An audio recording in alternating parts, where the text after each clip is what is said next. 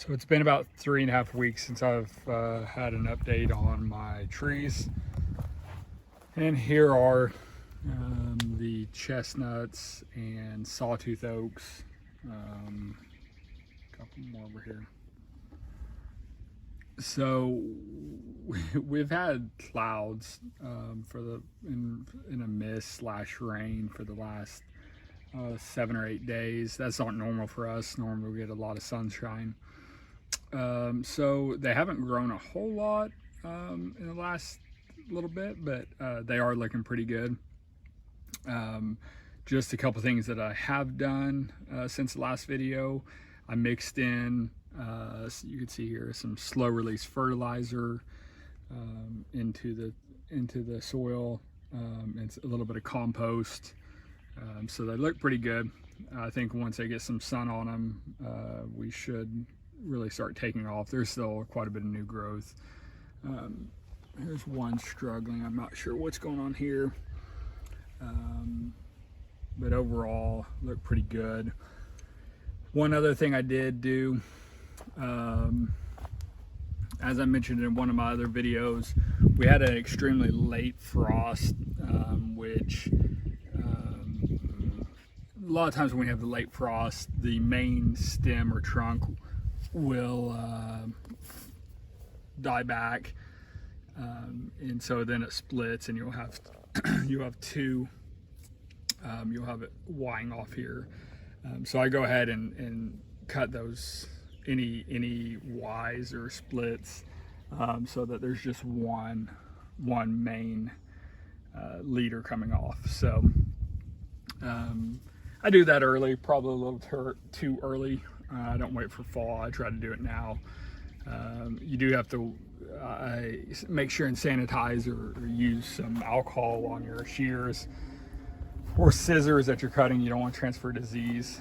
There is that risk when you're cutting them in this growing season. But at this stage, I definitely don't want two different leaders coming up. So overall, look good. I do want to show one more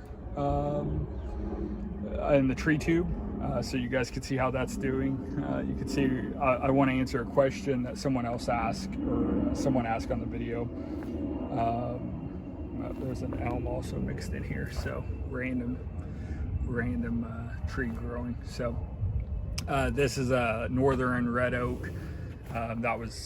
We have a lot of those growing around right now. I'm not sure where all the seeds came from, but it was growing where I didn't want it, so I went ahead and grabbed it and put it in that container so I could grow it up a little bit and put it where I want it. So let me show you the tree tubes and how they're doing. Okay, so I just pulled this tree tube off. As you can see, this one's growing very well. This was a direct plant. And I showed in my other video, I planted 4 of these between my neighbor's house and mine, and it's a sawtooth, and as you can see, it's growing just as good. It came up a lot later than the others, but doing awesome.